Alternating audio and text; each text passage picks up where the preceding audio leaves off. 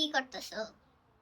বরিশালি আমরা মাখাইতেছি, কারণ শরীরে জ্বর থাকলে, জ্বর সর্দি থাকলে টক জাতীয় জিনিস খেলে সেটা শরীরের জন্য ভালো।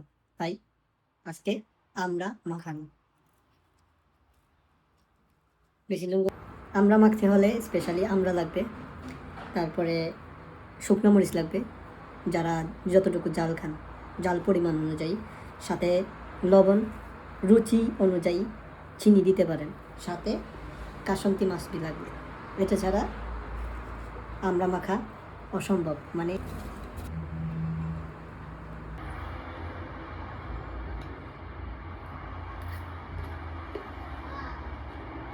ভালো হয়েছে। বিসমিল্লাহ।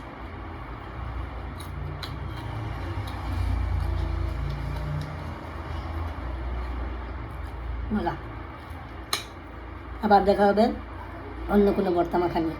আল্লাহ হাফেজ।